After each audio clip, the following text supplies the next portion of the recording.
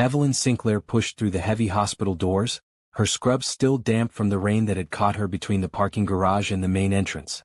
At 28, she carried herself with the practiced urgency of someone who had learned to navigate crisis daily, yet tonight felt different.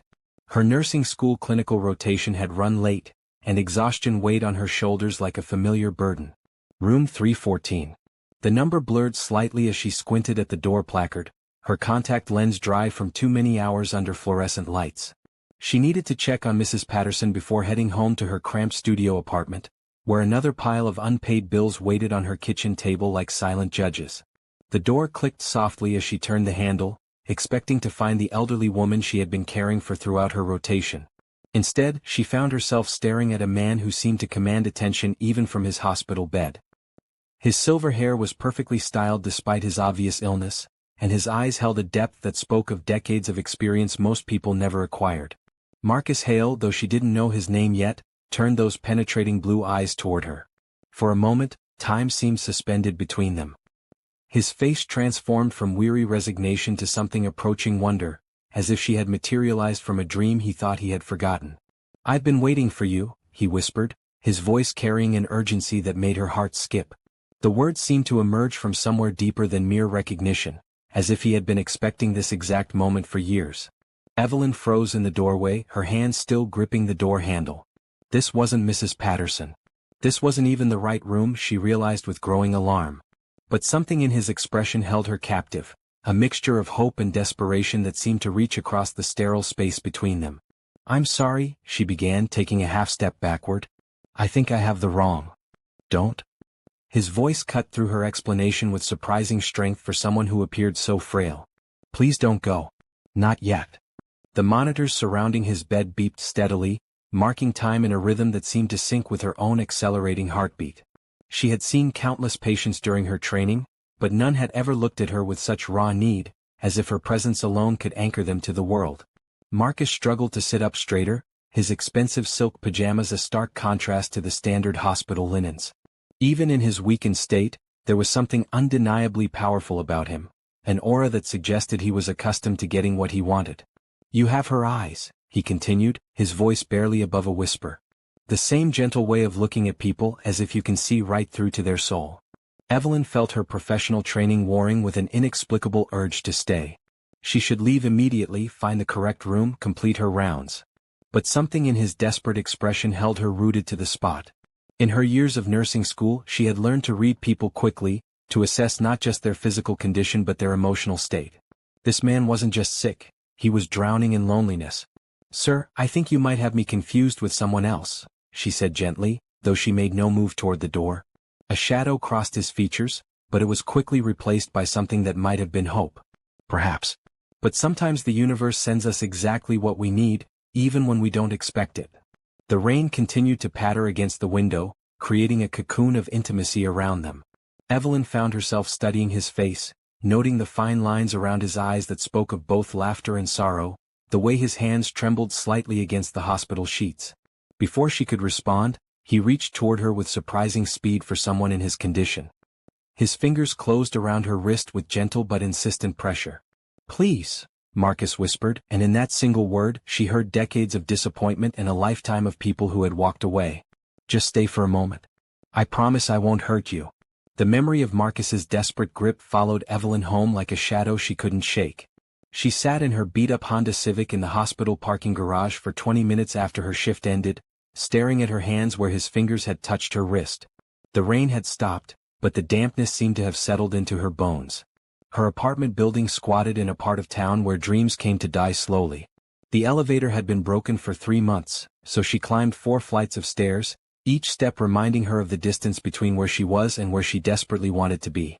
The hallway smelled of old cooking oil and disappointment. The eviction notice was taped to her door like a bright orange beacon of failure. 30 days.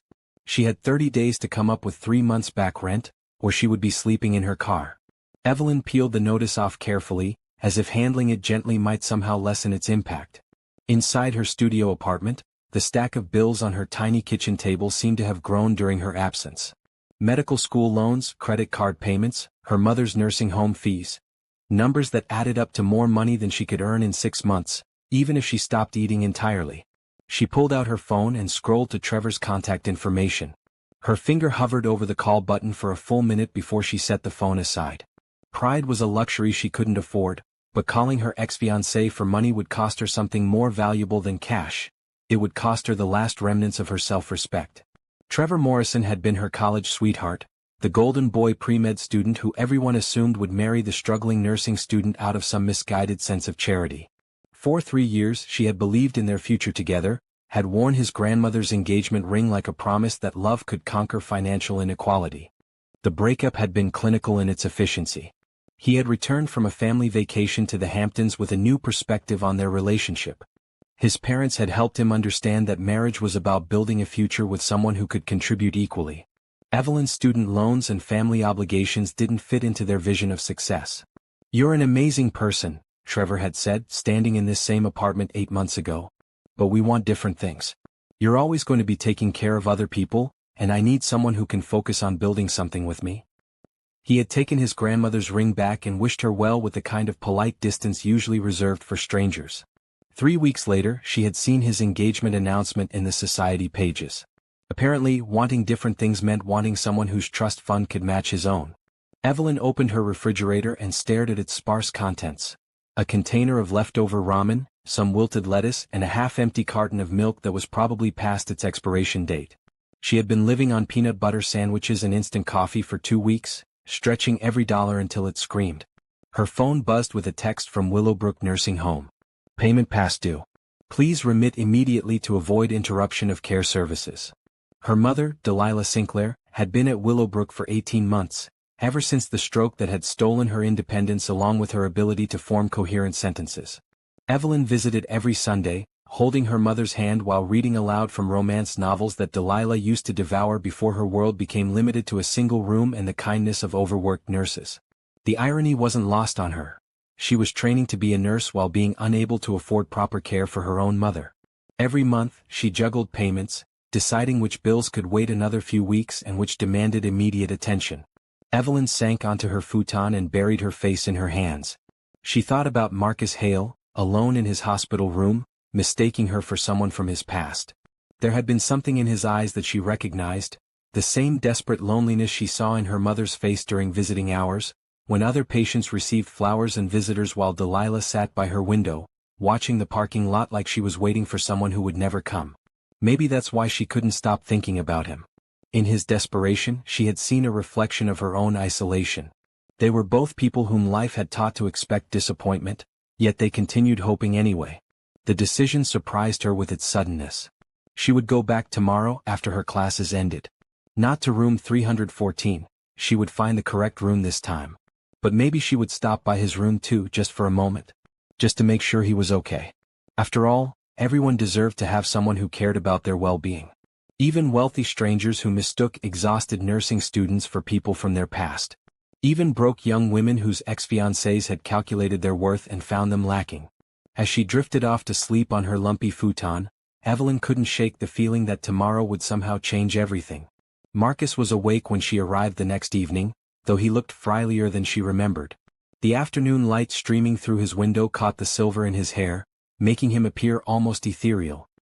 He turned toward the door as she knocked softly, and his face transformed with a relief so profound it took her breath away. "You came back," he said, and the gratitude in his voice made her chest tighten with emotion she hadn't expected to feel. "I wanted to make sure you were okay," Evelyn admitted, stepping into the room with less hesitation than she had felt the day before. "I'm Evelyn, by the way. Evelyn Sinclair. Marcus Hale." He gestured weakly toward the chair beside his bed. "Please sit with me. The nurses are kind, but they're always rushing somewhere else. It's been so long since someone sat with me just because they wanted to." She settled into the chair, noting how his eyes tracked her every movement as if he were afraid she might vanish. Up close, she could see the fine details that spoke of a life lived in luxury, the expensive watch on his thin wrist, the silk pajamas that probably cost more than her monthly grocery budget, the way he carried himself with unconscious authority even while confined to a hospital bed. "You said yesterday that you'd been waiting for me," Evelyn said carefully.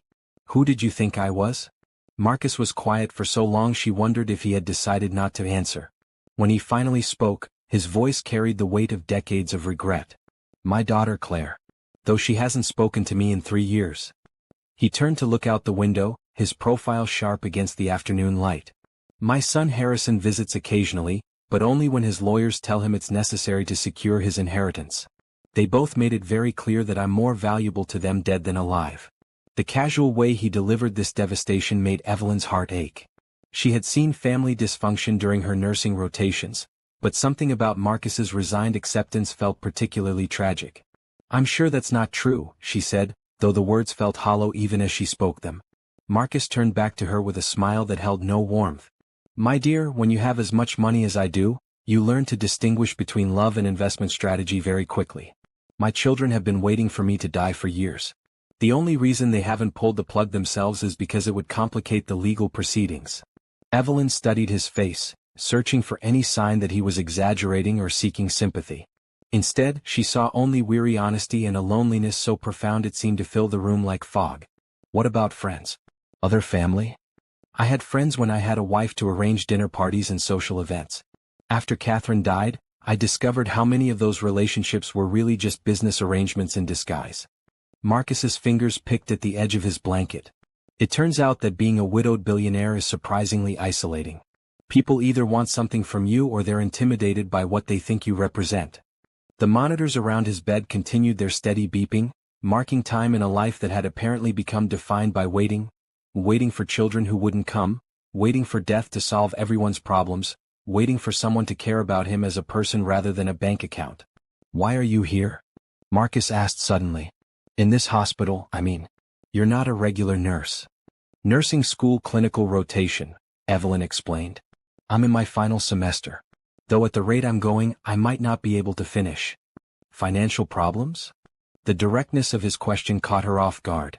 In her world, money troubles were something you hid, whispered about behind closed doors, dealt with privately while maintaining a facade of having everything under control. Something like that, she said carefully. Marcus nodded as if her evasion told him everything he needed to know. You know what the cruel irony is? I have more money than I could spend in 10 lifetimes, but I can't buy the one thing I actually want. Which is? Someone who gives a damn whether I wake up tomorrow morning. His eyes met hers with startling intensity. Someone who would sit by my bed not because they're paid to be here, but because they actually care what happens to me. The silence stretched between them, heavy with implications neither of them was quite ready to voice. Evelyn found herself thinking about her eviction notice, her mother's nursing home bills, the stack of unpaid invoices that grew larger every week. At the same time, she saw a man whose wealth had isolated him as effectively as her poverty had isolated her. Evelyn, Marcus said, his voice dropping to barely above a whisper. I want to ask you something, and I need you to really think about your answer before you respond. She nodded, though something in his tone made her stomach flutter with anticipation. Marcus leaned forward slightly, his blue eyes never leaving her face. Stay by my side and I'll change your life forever. Not just financially, though that's certainly part of it. I'm talking about giving you the kind of security that allows you to be the person you were meant to be, instead of the person your circumstances have forced you to become. Evelyn felt the air leave her lungs in a rush. The offer hung between them like a bridge she was terrified to cross but equally terrified to refuse. Her mind immediately jumped to the practical implications. Her rent, her mother's care, her student loans, the nursing degree she might actually be able to finish. But beneath the financial relief she could almost taste, something else stirred. A recognition that this wasn't just about money. This was about two people who had been abandoned by the world in different ways, finding something in each other that they had given up hope of ever finding again. What exactly are you asking me to do? She whispered, though she was no longer sure she wanted to know the answer. Marcus reached for the water cup beside his bed, his hands trembling slightly as he brought it to his lips. When he set it down, his eyes held a vulnerability that made him seem decades younger.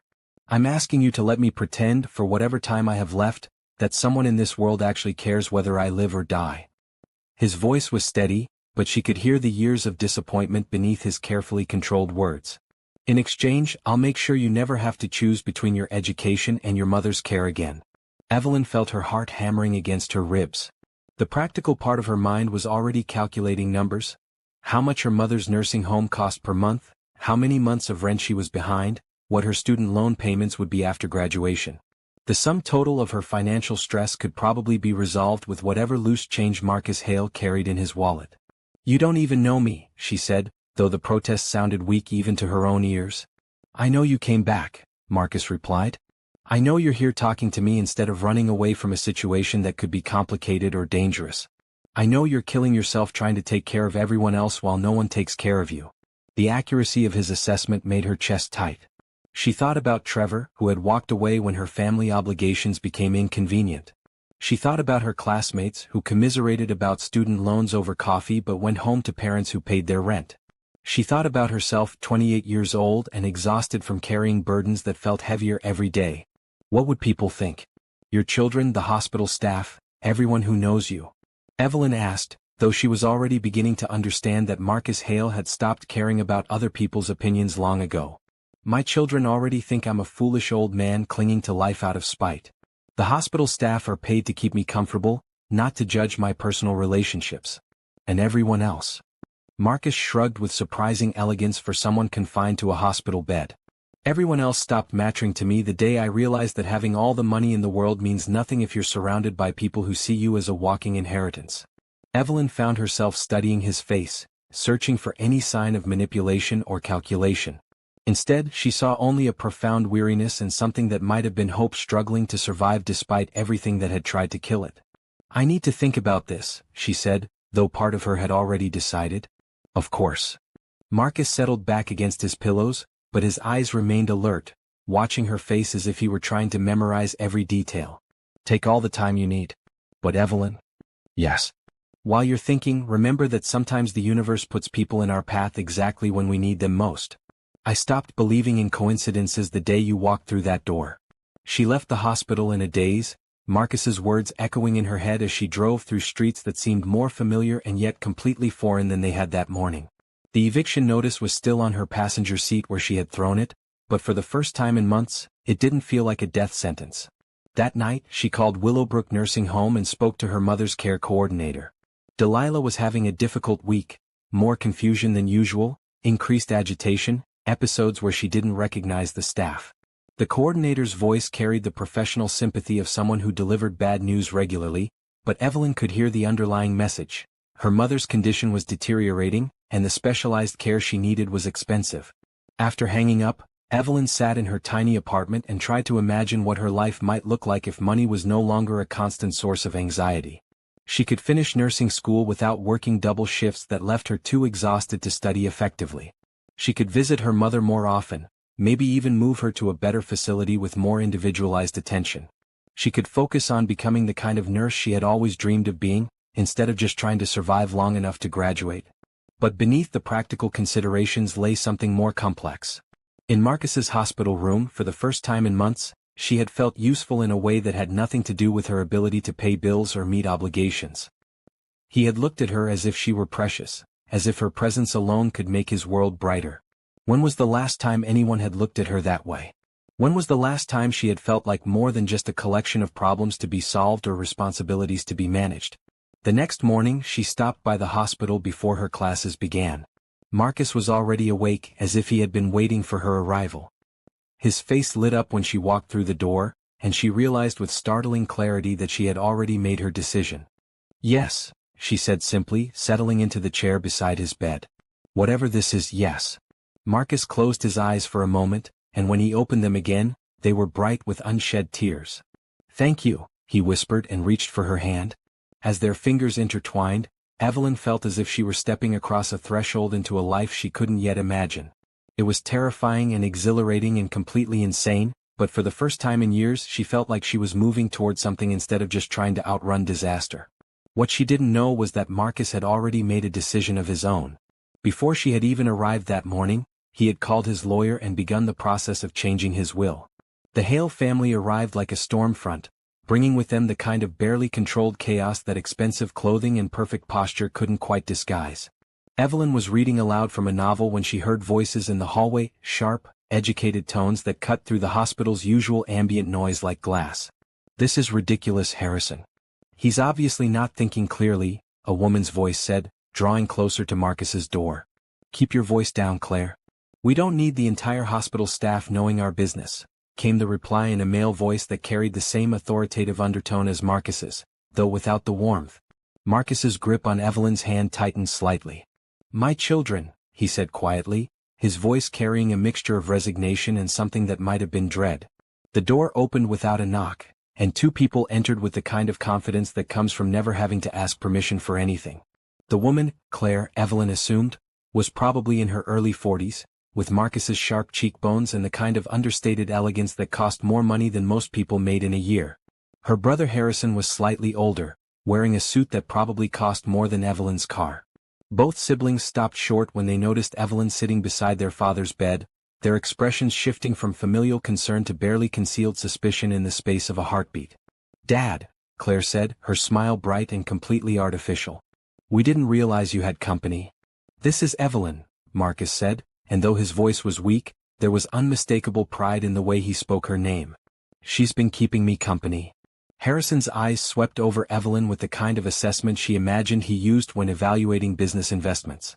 She was acutely aware of her discount scrubs, her lack of jewelry, the way her presence in this room full of expensive medical equipment and designer flower arrangements marked her as someone who didn't belong.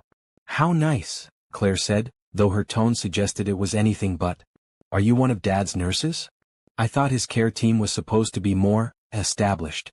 The subtle insult hit its mark, but before Evelyn could respond, Marcus's voice cut through the room with surprising strength. "Evelyn is a nursing student, and more than that, she's my friend. She chooses to spend time with me, which is more than I can say for some people." The temperature in the room seemed to drop several degrees. Harrison stepped closer to the bed, his expression shifting from merely suspicious to actively hostile. "Dad, we need to talk. Privately." His eyes flicked meaningfully toward Evelyn. "Perhaps your friend could give us some family time."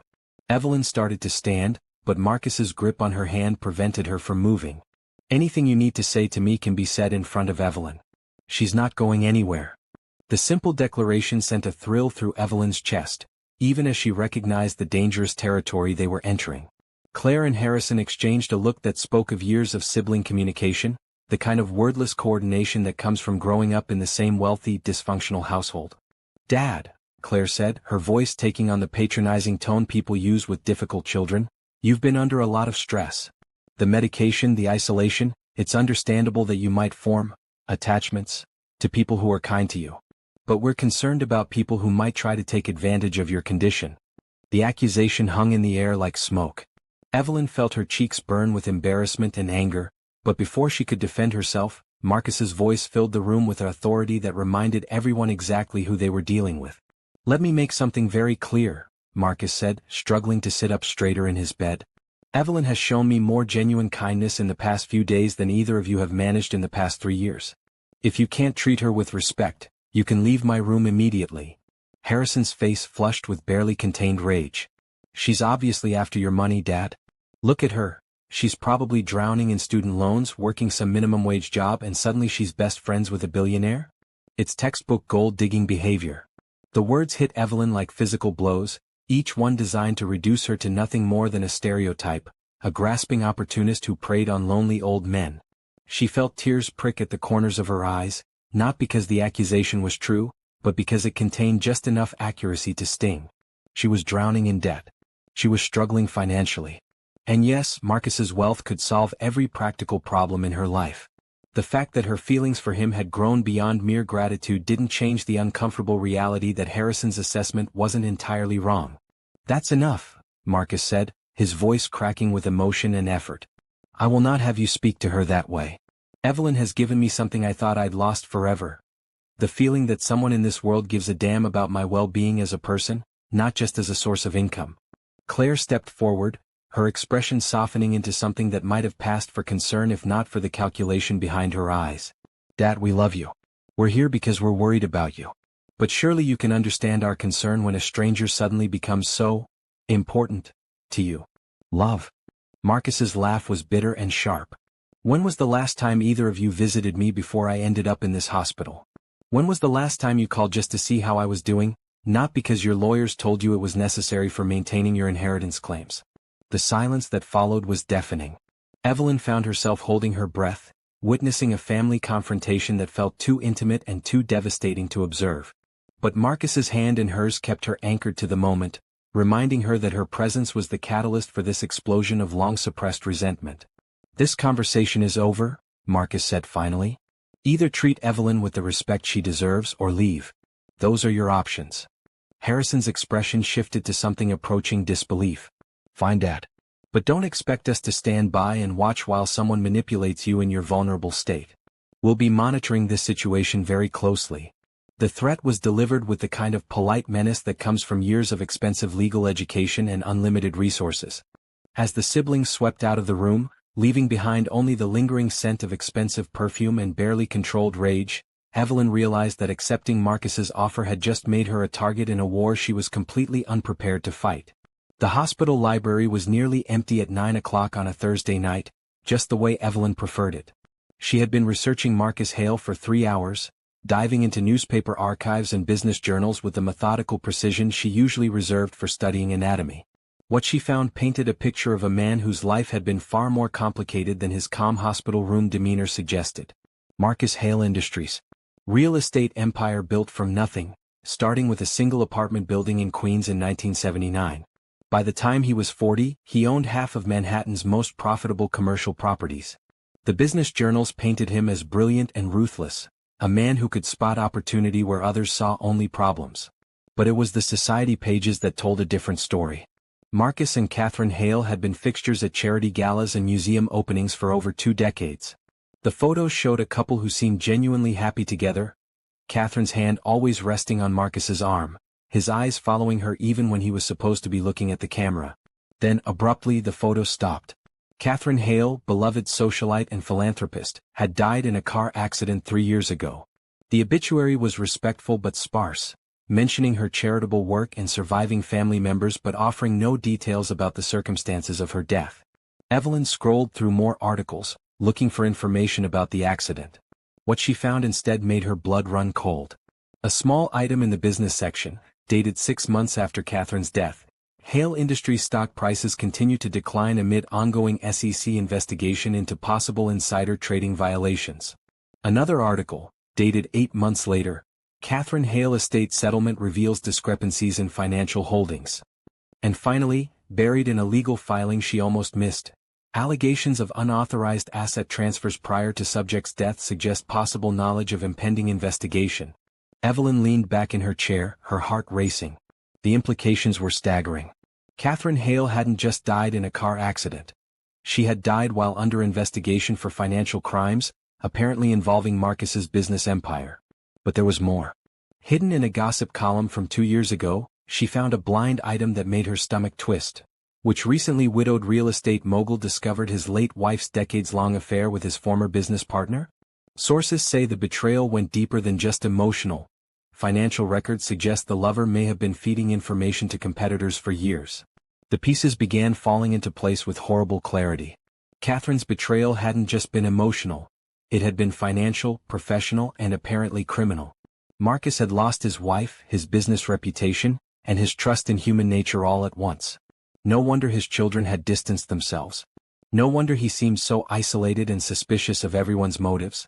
Evelyn closed the laptop and sat in the library's fluorescent silence, trying to process what she had learned. Marcus wasn't just a lonely widower. He was a man whose entire world had collapsed when he discovered that the person he trusted most had been destroying everything he had built.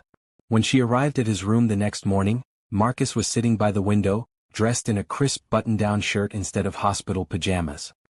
He looked stronger than she had seen him since they met, though shadows still lingered around his eyes. "You look like you're planning to escape," Evelyn said, settling into the chair beside him. "The doctors say I can be discharged next week if my test results continue improving." Marcus turned to face her, and she was struck again by the intensity of his blue eyes. "I've been thinking about what comes next." "What do you mean?" "I mean that I have a house in Connecticut that's been empty for 2 years. Except for the housekeeper who comes twice a week to make sure the pipes don't freeze. I have more space than one person could ever use, and you have." He gestured vaguely at her scrubs, her exhausted posture, the worry lines that seemed to have become permanent fixtures around her eyes. "You have a life that's slowly crushing you under its weight." Evelyn felt her breath catch. "Marcus, I can't just move in with you. People would think." "People already think whatever they're going to think," Marcus interrupted gently. "My children have made sure of that. But Evelyn, I'm not talking about anything inappropriate. I have a guest wing that you'd never even see me in if you didn't want to. I'm talking about giving you space to breathe, to focus on finishing school, to be able to visit your mother without having to choose between rent and gas money. The offer was so tempting it made her chest ache. She thought about her cramped studio apartment, about the eviction notice, about the way she had to calculate whether she could afford to buy fresh vegetables or if she should stick to ramen for another week. Why? She asked. Why would you do this for someone you barely know? Marcus was quiet for a long moment, his eyes focused on something beyond the window. When he spoke, his voice carried a weight that suggested he was sharing something he had never said aloud. Because you're the first person in 3 years who has looked at me and seen a human being instead of a dollar sign or a cautionary tale. Because you sit with me not because you have to, but because you want to. Because you make me remember what it feels like to matter to someone. Before Evelyn could respond, Marcus reached for her hand. I know what my children think, what everyone probably thinks. But I also know that sometimes the universe gives us exactly what we need, even when we're too stubborn or too afraid to ask for it. Evelyn felt tears prick at the corners of her eyes. The practical part of her mind was already calculating the relief this would bring. No more choosing between textbooks and groceries, no more lying awake at night wondering if she'd be able to afford her mother's care next month. But beneath the practical considerations lay something more complex. In the past few days she had come to genuinely care about Marcus Hale. Not as a solution to her financial problems, but as a person who had been wounded by life and was still trying to find reasons to hope. I need you to promise me something, she said, her voice barely above a whisper. Anything. Promise me that if I do this you'll be honest with me about what you expect. I won't be anyone's kept woman, and I won't pretend to be something I'm not just because you're helping me. Marcus's smile was the first genuinely happy expression she had seen from him. I promise. All I want is someone who cares whether I'm alive or dead. Everything else we can figure out as we go. As they sat in comfortable silence, both lost in thoughts about the future they were tentatively beginning to plan, neither of them noticed the figure standing just outside the door. Harrison Hale had arrived early for his daily visit, and he had heard every word of their conversation. His expression was a mixture of rage and calculation as he pulled out his phone and began typing a text message to his sister. The war for their father's fortune had just escalated, and they would need to take more drastic measures to protect their inheritance. What Harrison didn't know was that Marcus had already taken steps of his own.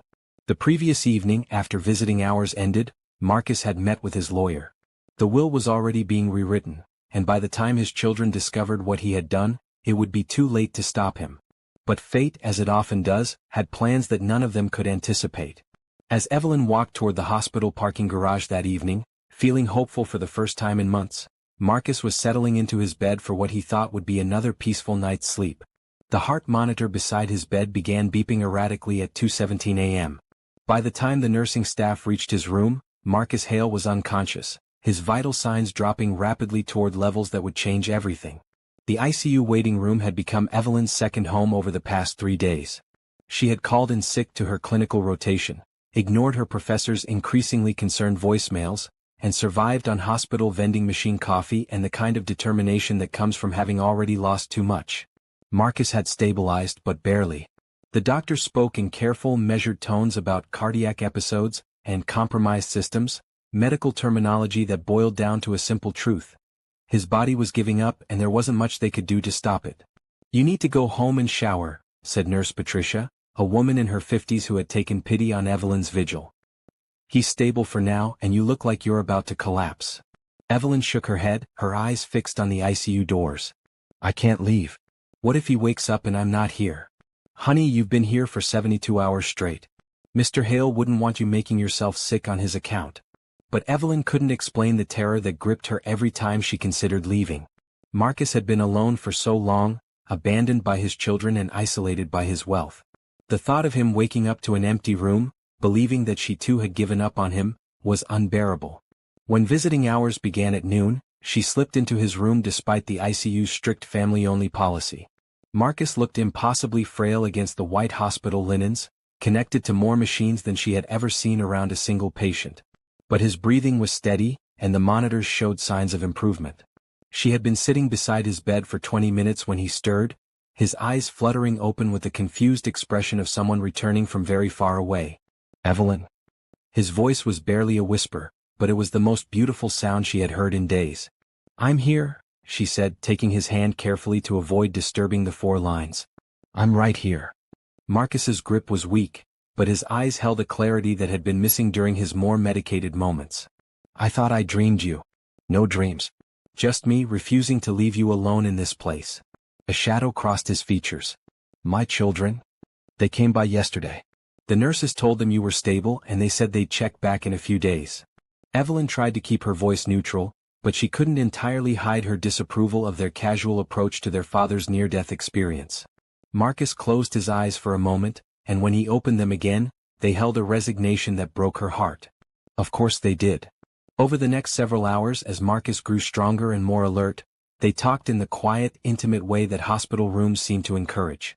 He told her about building his business from nothing, about the early years when he and Catherine had lived in a one-bedroom apartment above a bakery and dreamed of the empire they would build together.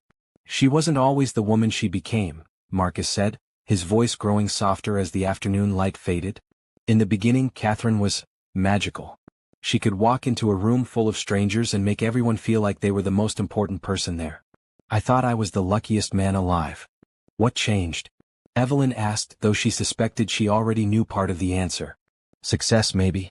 Money changes people, sometimes in ways you don't notice until it's too late. Or maybe she was always capable of what she did, and I was just too in love to see it." Marcus turned to look at her, his expression serious. "That's why I need you to understand something, Evelyn.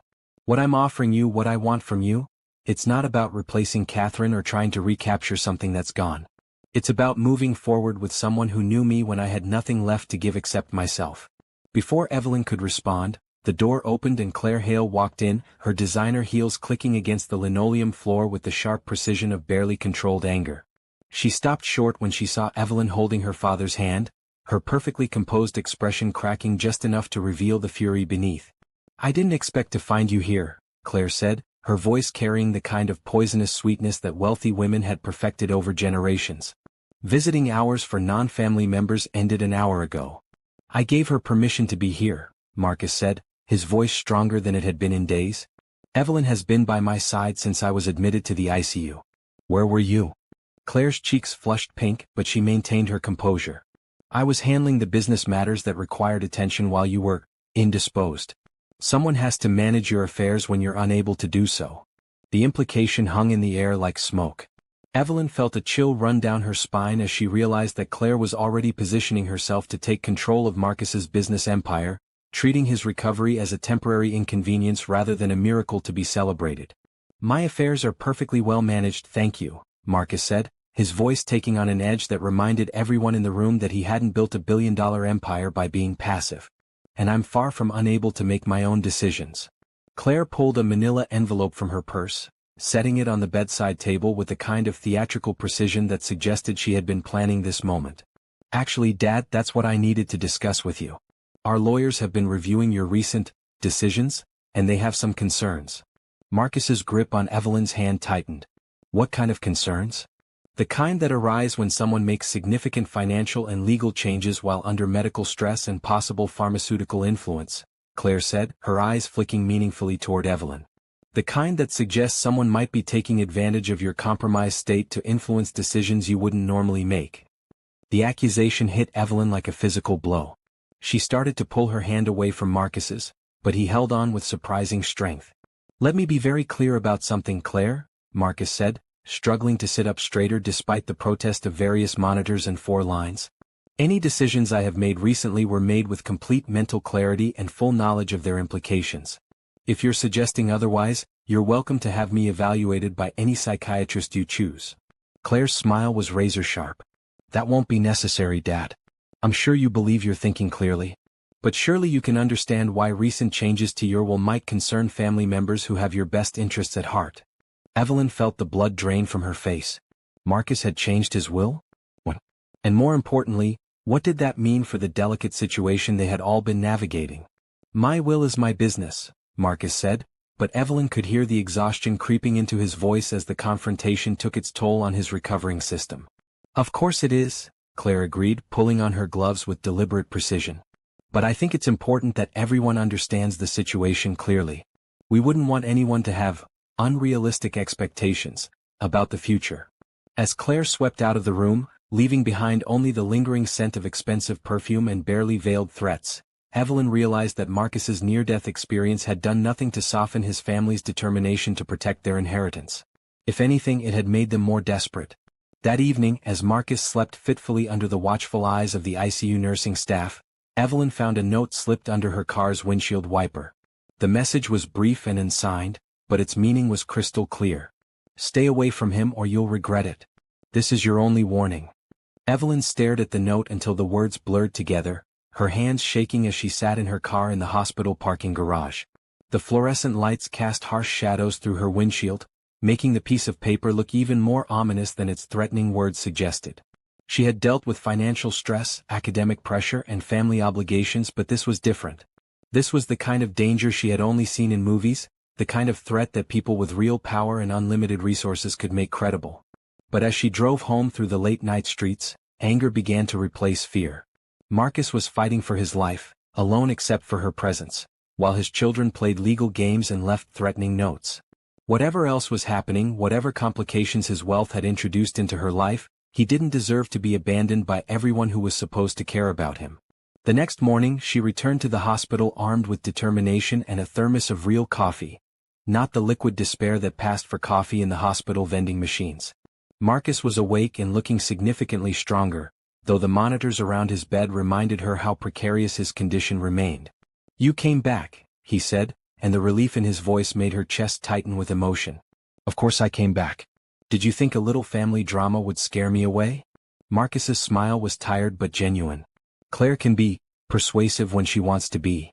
Evelyn pulled the note from her purse and handed it to him without comment. She watched his face as he read it, saw the way his jaw tightened and his eyes grew cold with a fury she had never seen before. "They left this on your car?" His voice was deceptively calm, but she could hear the rage beneath his controlled tone. "Last night after Claire's visit. I'm assuming it was Harrison, though it could have been anyone they hired." Marcus closed his eyes, and for a moment he looked every one of his 65 years. When he opened them again, his expression held a determination that reminded her of the business articles she had read about his early career. "Evelyn, I need to tell you something, and I need you to listen carefully before you make any decisions about whether you want to continue this arrangement." She settled into the bedside chair, preparing herself for whatever revelation was coming. 3 days before my heart episode, I changed my will. Not just small modifications, I completely rewrote it. Marcus's eyes never left her face as he spoke. "I left my children trust funds that will ensure they never want for anything, but the bulk of my estate, including the business and the Connecticut house, goes to you." Evelyn felt as if the air had been sucked out of the room. The magnitude of what he was telling her was so overwhelming that she couldn't immediately process it. "Marcus, I can't. I never asked for. Why would you do that?" "Because you're the only person in my life who has never asked me for anything except my company. Because you've shown me more genuine care in 2 weeks than my children have shown in 3 years.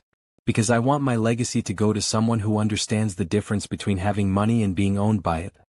The silence stretched between them while Evelyn tried to comprehend what this meant. She wasn't just agreeing to be Marcus's companion. She was potentially inheriting one of the largest real estate empires in the country. She was becoming the primary target in a family war that she was completely unprepared to fight. "But that's not the most important thing I need to tell you," Marcus continued. "The lawyers who drew up the new will discovered something while doing their research. Something about Catherine's death that changes everything I thought I knew about what happened." Evelyn leaned forward, sensing that whatever came next would be significant. Catherine wasn't alone in the car when she died. She was with someone, a man named Richard Moreau who used to be my business partner. The police report was buried, covered up somehow, but the private investigators my lawyers hired found evidence that suggests the accident wasn't entirely accidental. "What do you mean?" "I mean that Catherine and Richard were planning to disappear together, taking approximately $50 million of my money with them. The car accident happened while they were driving to a private airfield where Richard had a plane waiting."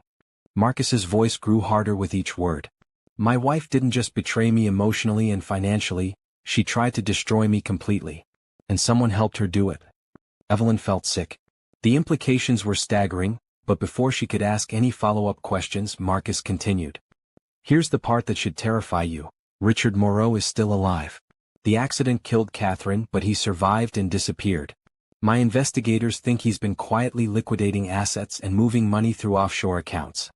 He's still out there, Evelyn, and he knows exactly how much my estate is worth." You think he might come back? I think a man who was willing to steal $50 million and fake his own death might be very interested in a will that leaves everything to a nursing student from Queens instead of to the children who would be expecting him. Before Evelyn could fully process this information, there was a knock at the door. A man in an expensive suit entered, carrying a briefcase and wearing the kind of confident expression that suggested he was accustomed to being taken seriously. Mr. Hale, I'm Attorney Davidson from Morrison, Clark & Associates. I represent your son Harrison in some recent legal matters. Marcus's expression grew cold. I didn't authorize any legal representation for Harrison. Actually, sir, Mr. Harrison has retained our services to petition the court for a competency evaluation. Given your recent medical crisis and some concerning changes to your estate planning, he feels it's necessary to ensure that you're making decisions in your own best interest. The words hit the room like a bomb. Evelyn felt her world tilting as she realized what was happening. Harrison wasn't just threatening her, he was trying to have Marcus declared mentally incompetent so he could take control of the estate before his father could give it away. Get out, Marcus said, his voice deadly quiet. Get out of my room immediately and tell my son that if he wants to fight me legally, he'd better be prepared for a war. As Attorney Davidson left, his professional composure intact despite the dismissal, Evelyn realized that accepting Marcus's offer had made her a target in a conflict that involved not just family greed, but potentially criminal elements that reached back to Catherine's death. She looked at Marcus, lying in his hospital bed surrounded by machines that were keeping him alive, and realized that whatever happened next, she was already too deep in this situation to back out safely. The note on her windshield hadn't been an idle threat. It had been a declaration of war. The competency hearing was scheduled for the following Friday, giving them less than a week to prepare for what Marcus grimly referred to as the final battle for my right to die as myself instead of as my children's asset. Evelyn had taken a leave of absence from her nursing program, a decision that terrified her but seemed insignificant compared to everything else that was happening. She spent her days at Marcus's bedside, helping him prepare testimony and organize documents, while trying to ignore the way hospital staff had begun looking at her with a mixture of curiosity and judgment. The rumors had started almost immediately after Attorney Davidson's visit. She was a gold digger who had seduced a lonely old man. She was a con artist who specialized in targeting wealthy patients.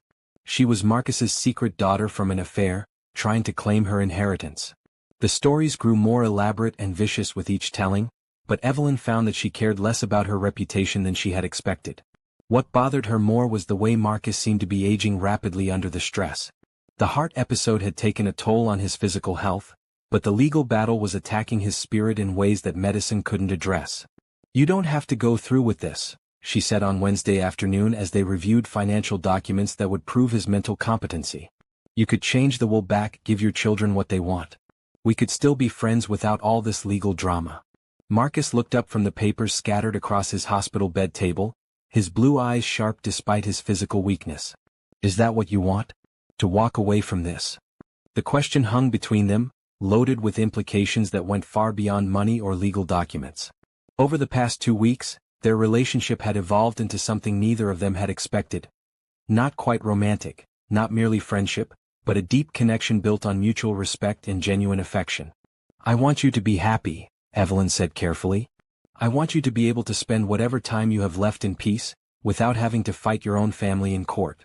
And I want to know that when I die, my life's work goes to someone who will use it to help people instead of just accumulating more wealth for the sake of having it. Marcus reached for her hand, his grip stronger than it had been in days. But more than that, I want to know that I had the courage to stand up for what I believed in, even when it would have been easier to give up. Before Evelyn could respond, the door burst open and Harrison strode in, his face flushed with anger and determination. Behind him walked a woman Evelyn didn't recognize, mid-40s, professionally dressed, carrying a briefcase that suggested she was another lawyer. Dad, we need to talk, Harrison said, his voice tight with barely controlled emotion. This has gone far enough. Marcus didn't release Evelyn's hand. If you want to talk to me, you can do it with my friend present. That's exactly what we need to discuss. The woman stepped forward, extending a business card toward Evelyn. Miss Sinclair, I'm attorney Rebecca Walsh. I represent Harrison and Claire Hale in this matter. Evelyn took the card but didn't look at it, her attention focused on the barely contained hostility radiating from Harrison. We're prepared to make you an offer, Attorney Walsh continued. A generous offer that would resolve this situation to everyone's benefit. I'm listening, Evelyn said, though Marcus's grip on her hand tightened in warning. Harrison pulled out a cashier's check and placed it on the bedside table where everyone could see it. The amount was staggering, more money than Evelyn had ever imagined having access to, enough to pay off her student loans, secure her mother's care for the rest of her life, and still leave her financially independent. $500,000, Harrison said. All you have to do is walk away. Leave town, finish your nursing program somewhere else, and never contact our father again. The room fell silent except for the steady beeping of Marcus's monitors. Evelyn stared at the check, her mind automatically calculating what that amount of money could mean for her future. No more midnight panics about rent. No more choosing between textbooks and groceries. No more watching her mother deteriorate in a substandard nursing facility. It's a generous offer, Attorney Walsh said. More than generous, considering the circumstances. This could be the start of a whole new life for you. Evelyn picked up the check, feeling its weight in her hands. For a moment, she allowed herself to imagine what accepting it would mean. She could disappear from Marcus's life, finish school without financial stress, build the nursing career she had always dreamed of. All she had to do was abandon a man who had come to depend on her presence, who had chosen her over his own children, who was fighting for his right to control his own destiny. "You bastard," she said quietly, her voice growing stronger as the words continued. "You absolute bastard." Harrison's face went red with indignation. "Excuse me?" Evelyn stood up, still holding the check, her hands trembling with rage rather than temptation. "Your father is lying in a hospital bed, fighting for his life, and you're treating him like a business transaction. You haven't asked how he's feeling, whether he's in pain, if there's anything he needs. You've only talked about money and legal strategies and protecting your inheritance." "That's not," Harrison started, but Evelyn cut him off. "He's your father. He built everything you take for granted, gave you every advantage you've ever had, and you're repaying him by trying to have him declared mentally incompetent because he dared to make a decision you don't like." She tore the check in half, then in half again, letting the pieces flutter to the hospital room floor like expensive confetti. "Keep your money. I don't want anything from people who could treat their own father this way." The silence that followed was deafening. Attorney Walsh looked genuinely shocked. Clearly, she had expected Evelyn to take the money and run. Harrison's face had gone from red to white, his expression shifting from anger to something approaching panic. "You have no idea what you're getting yourself into," Harrison said, his voice low and dangerous. "This family has enemies you can't imagine, complications that go back decades. If you think you can just walk in here and claim everything our father built." "That's enough," Marcus said, his voice cutting through his son's threats with surprising strength. "You made your offer, she refused it. Now get out of my room before I call security." As Harrison and Attorney Walsh gathered their things, Harrison leaned close to his father's bed, his voice dropping to a whisper that Evelyn could barely hear. "This isn't over, Dad. The competency hearing is still happening, and we have evidence that will prove she's been manipulating you. When this is finished, she'll be facing criminal charges for elder abuse, and you'll be in a facility where people who actually care about your well-being can take proper care of you." The threat hung in the air long after they left. Marcus looked exhausted, his earlier burst of energy depleted by the confrontation. "Are you sure about this?" he asked Evelyn, his voice barely above a whisper. "They're not bluffing about the complications. My life has been messy in ways I haven't even told you about yet." Evelyn settled back into her chair, taking his hand in both of hers. "I'm sure. But Marcus, I need you to tell me everything. If we're going to fight this battle, I need to know exactly what we're up against." Marcus closed his eyes, and when he opened them again, they held the weight of secrets that had been buried for years. "There's something about Catherine's death I didn't tell you. Something about why Harrison is so desperate to control the estate before anyone else can examine the family finances too closely." As Marcus began to speak, Evelyn realized that the competency hearing was going to be the least of their problems. The truth, when it finally came, was worse than anything Evelyn had imagined. Marcus spoke in a steady, clinical voice, as if discussing someone else's life rather than his own devastating betrayal. "Catherine and Richard weren't just stealing money," he said, his eyes fixed on the ceiling as if he couldn't bear to see her reaction. "They were systematically moving assets offshore for 2 years before the accident. But the money they took wasn't just mine, it belonged to the charitable foundation Catherine managed, funds that were supposed to go to children's hospitals and educational programs." Evelyn felt sick. "How much?" $47 million, taken from accounts that were supposed to help sick children and fund scholarships for disadvantaged students. When Catherine died, the theft became public, and I had to replace every penny from my personal fortune to avoid criminal prosecution. The magnitude of the betrayal was staggering, but Marcus wasn't finished. Harrison and Claire know about the theft, but they don't know about the real reason I covered it up. They think I did it to protect Catherine's reputation and their inheritance. But the truth is, I discovered evidence that suggests they were involved. Evelyn's hands went cold. What kind of evidence? Bank records showing regular transfers from their personal accounts to Richard's offshore companies. Email chains discussing the project, and timeline references that match up with the theft. Text messages between Claire and Richard that suggest they were planning to frame me for Catherine's crimes if their original plan failed. The room seemed to spin around Evelyn as she processed what Marcus was telling her. His children hadn't just been planning to steal his money, they had been actively participating in a scheme that robbed charitable organizations and put their father at risk of criminal prosecution. That's why they're so desperate to control the estate, Marcus continued. If my new will stands and you inherit everything, you'll also inherit access to all the financial records and private investigators' reports. You'll discover what they did, and they know I would never have covered for them the way I covered for Catherine. Why did you cover for them? Evelyn asked, though she suspected she already knew the answer. Because they're my children, and despite everything they've done, I couldn't bear the thought of them going to prison. Marcus's voice cracked slightly. But I also couldn't bear the thought of leaving them free to do it again with someone else's money. Before Evelyn could respond to this revelation, a commotion in the hallway drew their attention. Raised voices, the sound of rapid footsteps, and then Marcus's door burst open. Claire Hale stood in the doorway, her perfect composure finally cracked, her designer clothing disheveled and her carefully styled hair showing signs of stress.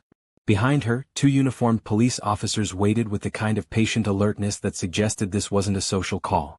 "Dad," Claire said, her voice shaking with what might have been grief or panic, "we need to talk to you about Evelyn. About what she's been doing to you." Marcus struggled to sit up straighter, his protective instincts overriding his physical weakness. "What are you talking about?" One of the police officers stepped forward, consulting a small notebook.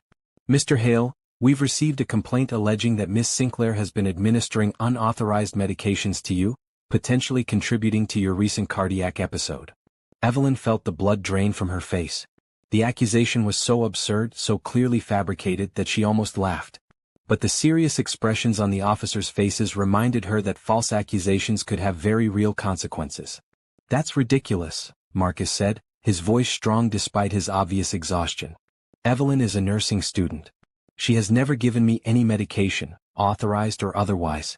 She reads to me, talks with me and keeps me company. Nothing more." "Sir," the second officer said, "we have a witness who says they saw Miss Sinclair tampering with your four-line on multiple occasions. We also have testimony suggesting that your medical condition deteriorated significantly after she became a regular visitor." Claire stepped forward, her eyes bright with tears that might have been genuine. "Dad, I know this is hard to hear, but we think she's been slowly poisoning you. The timing of your heart episode, right after she convinced you to change your will, it's too much of a coincidence." The accusation hung in the air like poison gas. Evelyn realized with crystalline clarity that this was the endgame Harrison had warned her about. They couldn't buy her off, couldn't intimidate her into leaving, so they were trying to have her arrested for attempted murder. "Officers," Marcus said, his voice taking on the authority that had built an empire, "I want to be very clear about something. Miss Sinclair has never touched my medical equipment, never given me anything except emotional support during a difficult time. If someone has told you otherwise, they are lying." "We understand your position, sir," the first officer said diplomatically, "but we need to investigate these allegations thoroughly. Miss Sinclair, we're going to need you to come with us for questioning." Evelyn stood on shaking legs, her mind racing through the implications of what was happening. Even if the charges were eventually dropped, an arrest for attempted murder would destroy her nursing career before it had begun.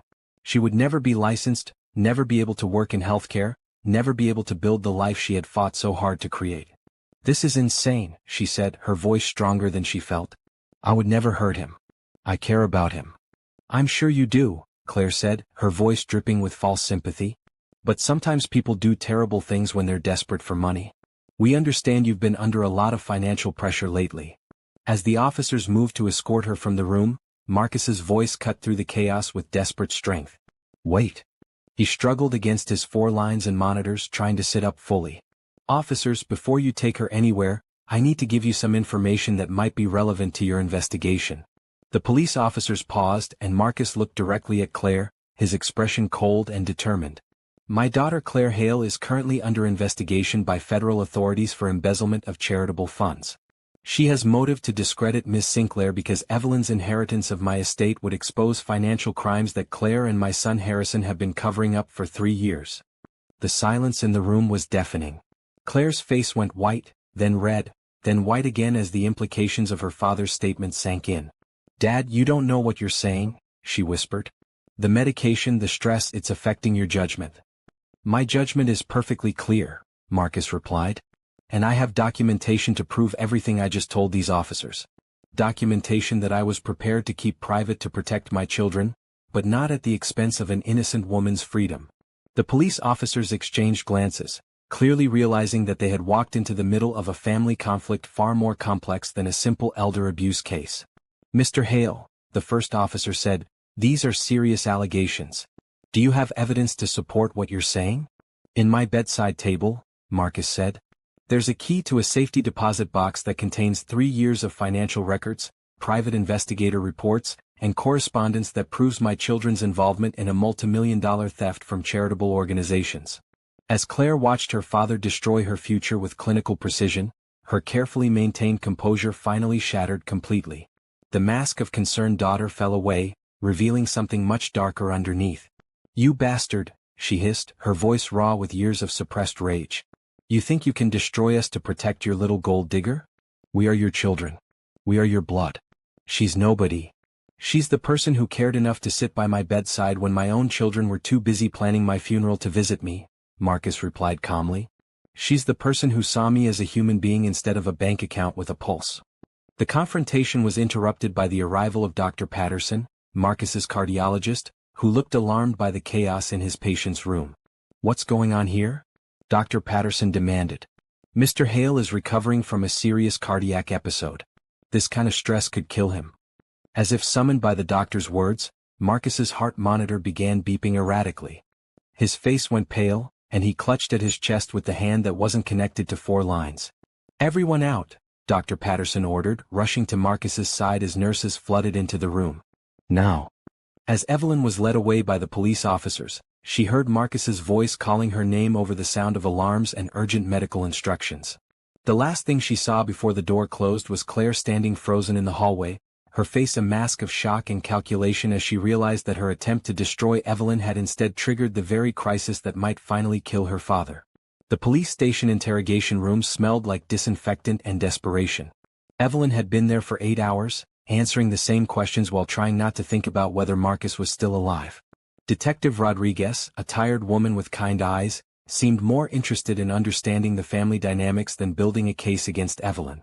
So let me get this straight, Detective Rodriguez said, reviewing her notes. You met Mr. Hale 3 weeks ago by accident. Within days he's changing his will to include you. Then his children accuse you of poisoning him. I never touched his medical equipment, Evelyn repeated. I read to him, talked with him, held his hand when he was scared. That's all. Miss Sinclair, in 20 years of police work, I've seen plenty of con artists. They're usually smooth, practiced, know exactly what buttons to push. Detective Rodriguez leaned back in her chair. You don't fit the profile. Before Evelyn could respond, there was a knock at the door. A uniformed officer entered and whispered something that made Detective Rodriguez's eyebrows rise in surprise.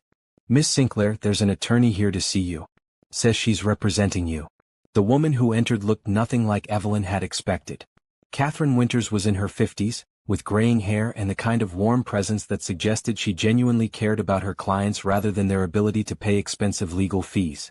Miss Sinclair, I'm Catherine Winters. Mr. Hale retained my services to represent you. Is he alive? Evelyn asked immediately. He's stable though weak. That's why I'm here.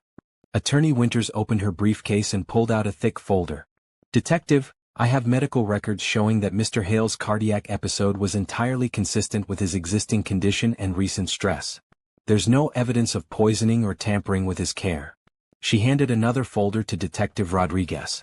These are security camera recordings from the hospital showing every interaction between Miss Sinclair and Mr. Hale. As you can see, she never approaches his medical equipment or gives him anything except books and conversation. Relief flooded through Evelyn so intensely it made her dizzy. She had forgotten about the security cameras monitoring ICU patients. "There's one more thing," Attorney Winters continued, her voice taking on a harder edge. "Mr. Hale has provided evidence that his daughter Claire has been embezzling from his charitable foundation for 3 years. The accusations against Miss Sinclair appear to be a desperate attempt to discredit her before she can inherit the estate and discover the theft." Detective Rodriguez closed the folders. "Miss Sinclair, you're free to go.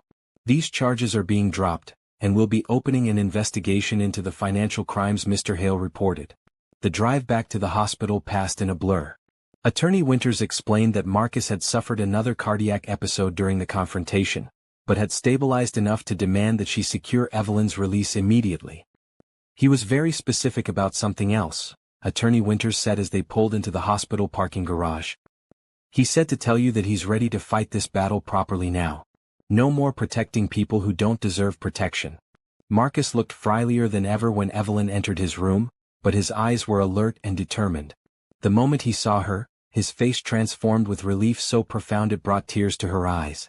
"You came back," he whispered, the same words he had spoken that first day. "I'll always come back," she said, taking his hand carefully. "Evelyn, I need to tell you something important." Marcus's voice was weak but urgent. "While you were gone I made some calls. Harrison and Claire don't know it yet, but federal investigators are already examining the foundation's financial records. It's over for them." "Marcus, you don't have to." "Yes, I do. I should have done this 3 years ago instead of covering for them. They stole from sick children, Evelyn. They used money meant for cancer research and medical equipment to fund their lifestyle, and they were planning to frame me if they got caught." The door opened, and Harrison entered with 2 people Evelyn didn't recognize, a man in an expensive suit and a woman carrying official-looking documents. "Dad," Harrison said, his voice carefully controlled, "these are representatives from the probate court. We've obtained an emergency injunction freezing your assets pending a competency evaluation." Marcus looked at his son with an expression of such profound disappointment that Evelyn felt her heart break for both of them. "You just can't stop, can you?" Marcus said quietly. "Even now, even after what you've done, you're still trying to steal from me. We're protecting you, Dad. And protecting our family's legacy from someone who's obviously manipulating you." "Your family's legacy?" Marcus struggled to sit up straighter. "Harrison, your legacy is $47 million stolen from children with cancer. Your legacy is forged documents and offshore accounts and conspiracy to commit fraud. That's what you've built with the opportunities one gave you."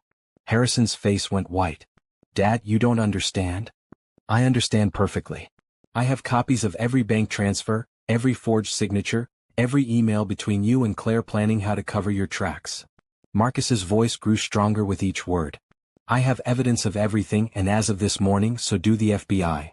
The court representatives exchanged glances, clearly realizing they had walked into something much more complex than a simple inheritance dispute. "Mr. Hale," the woman said carefully, "are you alleging criminal activity?" "I'm not alleging anything. I'm stating facts that are already under federal investigation." Marcus looked directly at Harrison.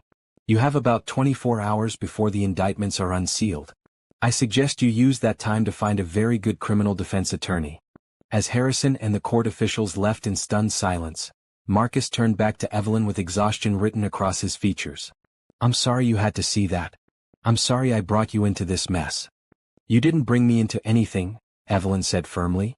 "I chose to stay, remember? I chose to care about you. And I choose to stand by you now, no matter what comes next." For the first time since she had known him, Marcus Hale smiled with genuine happiness. The competency hearing took place in Marcus's hospital room 3 days later, an unprecedented arrangement that Judge Morrison had agreed to only because Marcus's doctors insisted he was too weak to be transported to the courthouse. The scene was surreal, legal proceedings conducted around medical equipment, with lawyers in expensive suits sharing space with 4 poles and heart monitors. Harrison and Claire sat on one side of the makeshift courtroom, flanked by their attorneys. Claire looked hollow-eyed and desperate, while Harrison maintained his composure with visible effort.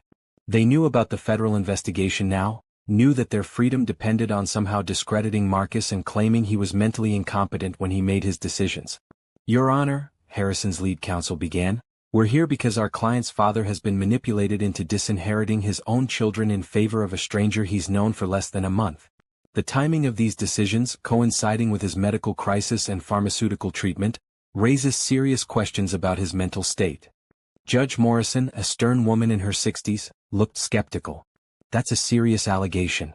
What evidence supports your claim of manipulation? The evidence is the situation itself, Your Honor. Miss Sinclair appeared in Mr. Hale's life at his most vulnerable moment and convinced him to leave her a billion-dollar estate. She has massive financial incentives to exploit his condition. Attorney Winters rose smoothly. Objection, Your Honor. Mr. Hale was evaluated by 3 independent psychiatrists yesterday, all of whom found him mentally competent and fully aware of his decisions. These reports show his decision-making process was careful and deliberate. She handed a stack of documents to the judge. Furthermore, Mr. Hale researched Miss Sinclair's background thoroughly before making any changes to his estate planning. His investigators found no evidence of fraud, manipulation, or criminal activity in her past.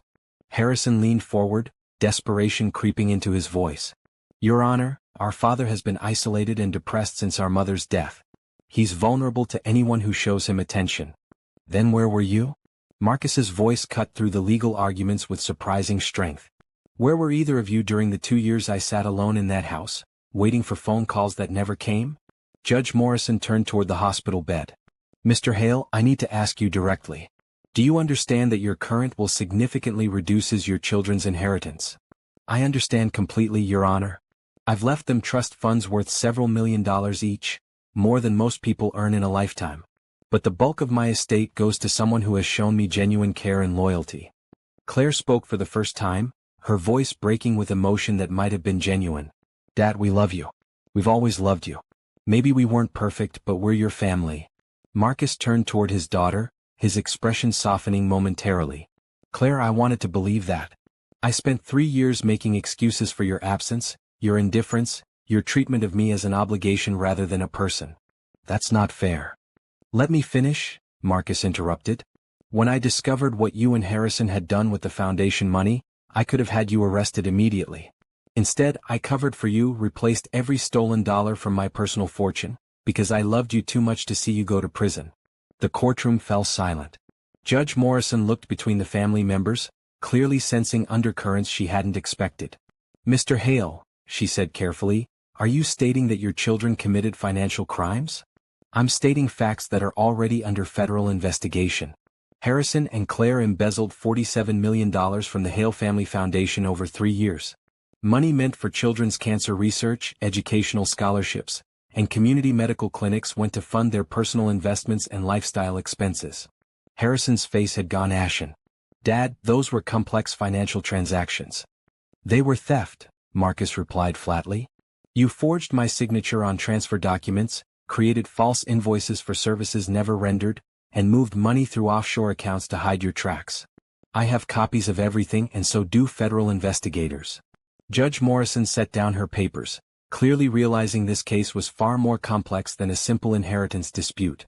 Your Honor, Attorney Winters said, Mr. Hale's decision to change his will wasn't based on manipulation or incompetence.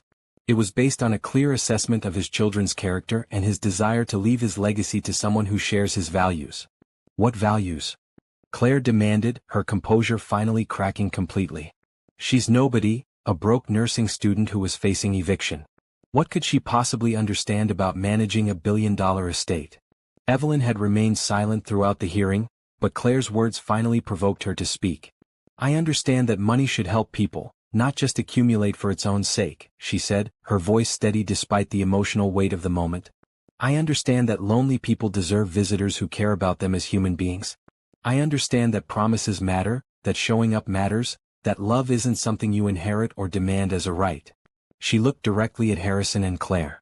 Your father offered to change my life, and instead of asking what I could get from him, I asked what I could give to him. The answer was simple: companionship, respect, and someone who would care whether he lived or died. Judge Morrison studied the faces around the room, in Marcus's peaceful determination, his children's barely controlled panic, Evelyn's quiet resolve. Mr. Hale, the judge said finally, I'm satisfied that you're mentally competent and fully aware of your decisions.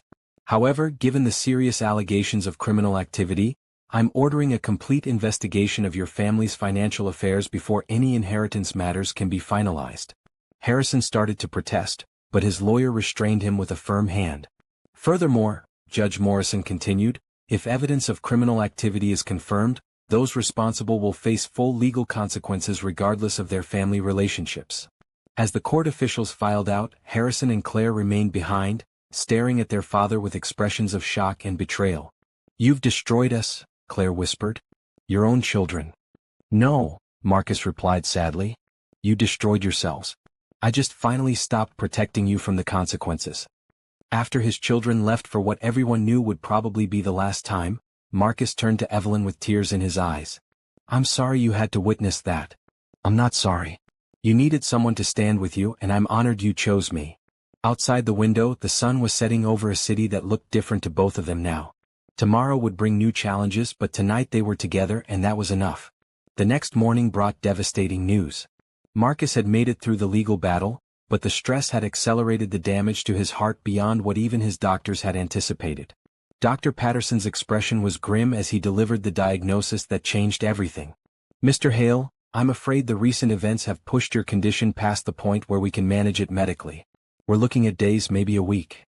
Marcus received the news with the same calm dignity he had shown throughout their legal battles. Evelyn, however, felt the world tilt beneath her feet as she realized their time together was ending just as it had truly begun. "There are things I need to take care of," Marcus said once Dr. Patterson had left. "People I need to speak with, arrangements I need to make."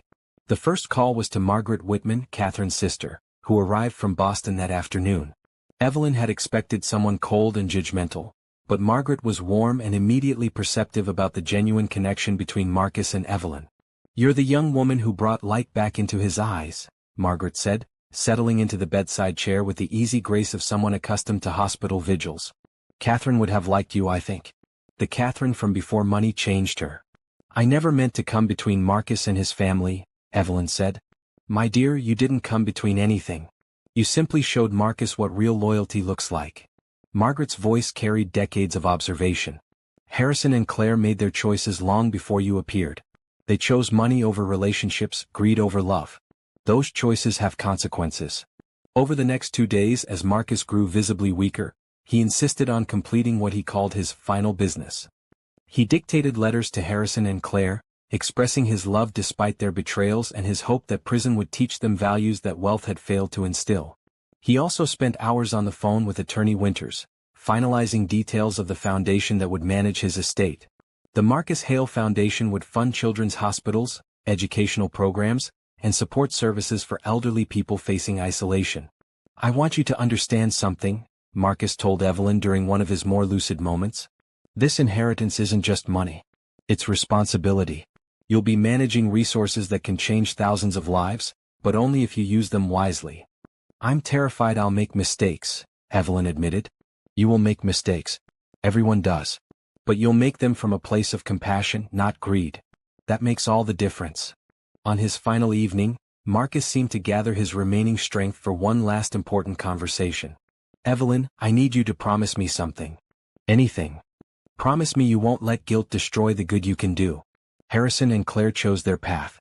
Their consequences aren't your fault, and their anger can't be allowed to stop the help you can provide to people who need it." "I promise." "And promise me you'll find love again. Real love, the kind that asks nothing and gives everything. You deserve that kind of happiness." Before Evelyn could protest that she couldn't imagine loving anyone else, Marcus continued. "This thing between us, it's beautiful, but it's not romantic love. It's something deeper. It's two souls recognizing each other, helping each other heal, giving each other the courage to become who we were meant to be." As the night wore on, Marcus's breathing became more labored. The machines around his bed registered his body's gradual surrender while somehow his spirit remained peaceful, even joyful. "You know what I realized?" he said as dawn broke outside his window. "I spent my whole life building an empire, accumulating wealth, trying to create something that would outlast me. But the most important thing I ever built was these past few weeks with you. That's my real legacy, showing someone they mattered, being shown that I mattered too." At 7:23 a.m. on a Tuesday morning in November, Marcus Hale died peacefully, his hand in Evelyn's, surrounded by the quiet hum of medical equipment and the golden light of sunrise streaming through hospital windows. Evelyn sat with him for 2 hours after he was gone, unwilling to let go, unwilling to accept that their extraordinary journey together had come to an end. When she finally kissed his forehead and whispered her final goodbye, she promised to honor everything he had taught her about love, loyalty, and the courage to care for people even when the world thought you were crazy for doing it. The news of Marcus Hale's death made headlines across the country, but the most important story was known only to Evelyn. The story of a lonely man who had found someone to care about his well-being, and a struggling young woman who had discovered she was worthy of trust, love, and enormous responsibility. The reading of Marcus Hale's will took place 1 week after his funeral, in the conference room of Morrison, Clark and Associates. The mahogany table could have seated 20, but only 5 people were present. Evelyn, Attorney Winters, Margaret Whitman, and the 2 federal agents who had been investigating the foundation embezzlement. Harrison and Claire were notably absent, having been arrested the day after their father's death on federal charges of wire fraud, money laundering and embezzlement. Their bail had been denied after prosecutors argued they were flight risks with access to offshore accounts. "Before we begin," Attorney Winters said, opening the leather portfolio containing Marcus's final will, "I want everyone to understand that this document was prepared over several weeks, with multiple revisions, and was witnessed by 3 independent parties. Mr. Hale was evaluated by psychiatrists and found completely competent at the time of its creation. The primary bequests were exactly what Evelyn had expected. Marcus had left substantial amounts to his longtime employees, meaningful gifts to Margaret and several family friends, and the bulk of his estate, valued at approximately $1.2 billion, to Evelyn. But it was the personal letter attached to the will that reduced everyone in the room to tears when Attorney Winters read it aloud. My dear Evelyn, by the time you read this I will be gone, but I want you to know that the past month has been the happiest period of my life since Catherine and I were newlyweds building our first apartment building together. You gave me something I thought I had lost forever. The knowledge that I mattered to someone as a person rather than as a source of wealth. You showed me kindness without expecting anything in return, loyalty without conditions, and love without calculations. I am not giving you this inheritance because you need it, though I hope it will solve the practical problems that have been weighing you down. I am giving it to you because you have already proven you understand the difference between having money and being owned by it. Use this inheritance to build something beautiful. Help people who cannot help themselves. Create opportunities for those who have been denied them. Fund research that saves lives and programs that restore hope. But most importantly, remember that wealth is only valuable when it serves a purpose greater than accumulation. You have shown me that love, real love, is about what we give, not what we receive. Don't let the cynics and fortune hunters change who you are. Don't let my children's bitterness poison your compassion. And don't ever forget that you earned this inheritance through the simple act of caring about a lonely old man when no one else would. With all my love and absolute confidence in your ability to honor this trust, Marcus. Margaret Whitman was the first to speak after Attorney Winters finished reading. Evelyn, I knew Marcus for 30 years, and I have never seen him as happy or as peaceful as he was during his final weeks with you. This inheritance isn't a gift, it's recognition of what you had already given him. One of the federal agents cleared his throat. Miss Sinclair, I should inform you that Harrison and Claire Hale have been making statements to the media claiming that you manipulated their father and that his death was suspicious. We've investigated these allegations thoroughly and found no evidence to support them. In fact, the second agent added, the evidence suggests their accusations are part of a pattern of attempting to discredit you to avoid responsibility for their own crimes. They're facing 20 to 30 years in federal prison. 3 months later, Evelyn stood in the lobby of the construction site that would become the Marcus Hale Memorial Children's Hospital. The building was still just steel beams and concrete, but she could already envision the healing gardens, the family gathering spaces, the state-of-the-art medical equipment that would save young lives. Margaret had agreed to chair the foundation's board of directors, providing the institutional knowledge and social connections that Evelyn would need to navigate the world of large-scale philanthropy. Together they had hired the best architects, medical consultants and program designers money could buy. He would be so proud, Margaret said, standing beside Evelyn as construction workers installed windows that would flood patient rooms with natural light. I hope so. Some days I still can't believe this is real, that I'm actually responsible for all of this. You're not just responsible for managing his money, Margaret reminded her. You're carrying forward his vision of what wealth should accomplish. That's far more important than any business transaction. The Marcus Hale Foundation was funding children's hospitals in 6 states, scholarship programs at 12 universities, and support services for elderly people facing isolation and neglect. But it also supported smaller, more personal causes. Improvements to nursing homes, programs that brought volunteer visitors to lonely patients, research into the psychological effects of social isolation. Harrison had been sentenced to 15 years in federal prison. Claire received 12 years. Both had been stripped of their trust funds to pay restitution to the charitable organizations they had robbed. They continued to blame Evelyn for their downfall, but their accusations could no longer hurt anyone. That evening, as Evelyn sat in her modest apartment reviewing grant applications, she thought about Marcus's final words to her.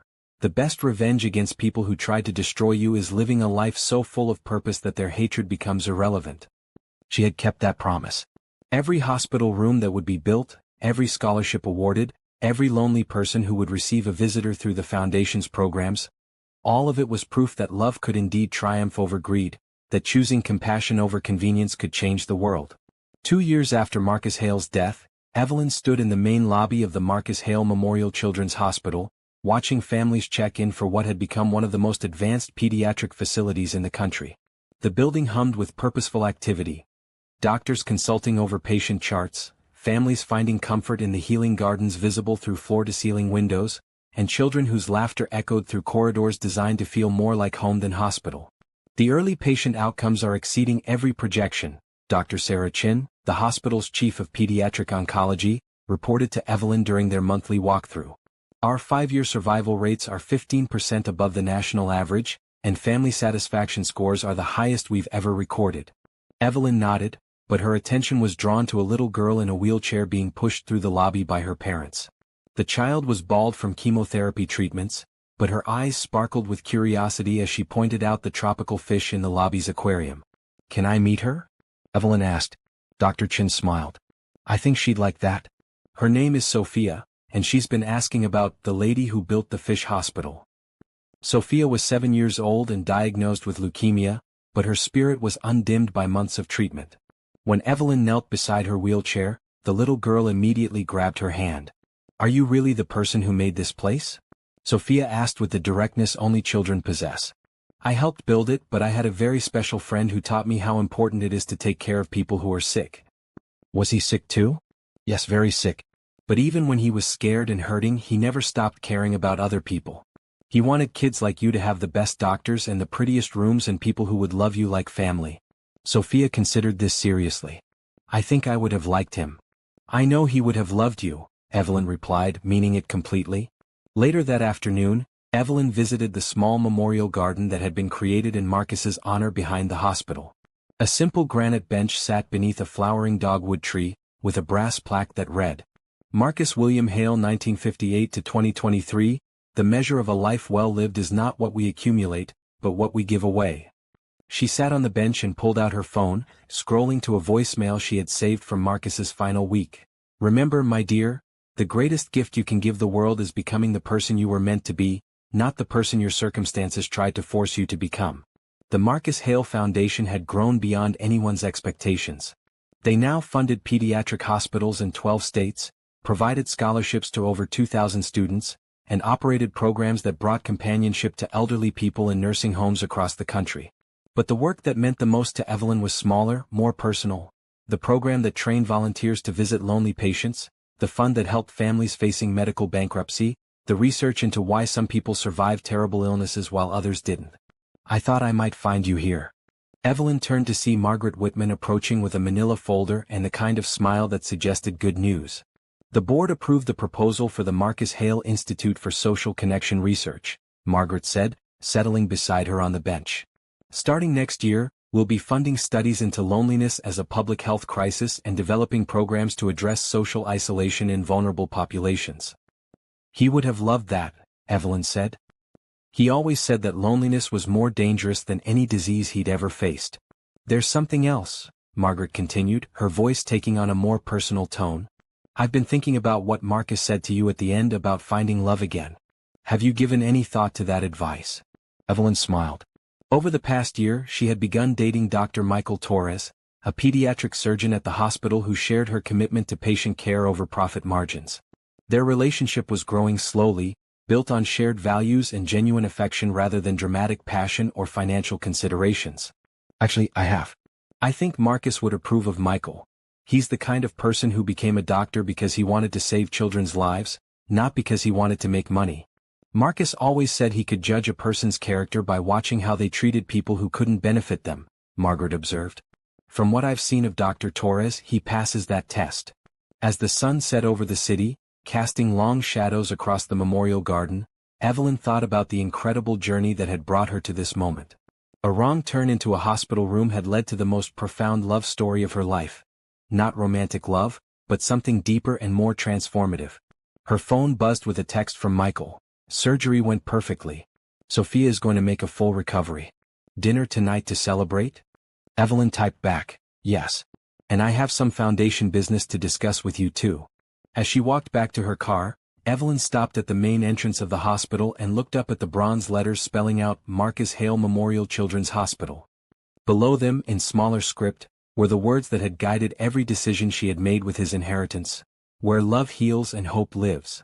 The automatic doors slid open and Evelyn stepped into the warmth and light of the lobby, surrounded by the sounds of life being saved, hope being restored, and love being shared freely among strangers who had become family. 3 years earlier she had been a broke nursing student facing eviction, working double shifts just to survive. Now she was responsible for $1 billion foundation, dozens of medical facilities, and thousands of lives touched by Marcus's legacy of compassion. But the most important thing hadn't changed at all. She was still the same person who had chosen to stay in a lonely man's hospital room, who had seen him as Marcus the person rather than Marcus the billionaire, who had believed that everyone deserved someone who cared whether they lived or died. As she drove home through the city streets, Evelyn whispered the words that had become her evening ritual. Thank you, Marcus, for showing me that being lost sometimes leads us exactly where we need to be. And in her heart, she could almost hear his voice responding, thank you, my dear, for walking into the wrong room at exactly the right moment. The story that had begun with a simple mistake had become a testament to the transformative power of genuine human connection. It was proof that love, real love, wasn't about what you could get from someone, but what you were willing to give, even when you had nothing left to give but your presence, your loyalty, and your willingness to care. Marcus Hale had died knowing he mattered. Evelyn Sinclair had lived to discover she was capable of far more than she had ever imagined. And together they had built something that would outlast both of them, a legacy of compassion that would touch countless lives for generations to come. A story about love that transcends circumstance, wealth that serves purpose, and the courage to see people for who they truly are beneath society's expectations. Sometimes the most beautiful endings are actually the most beautiful beginnings.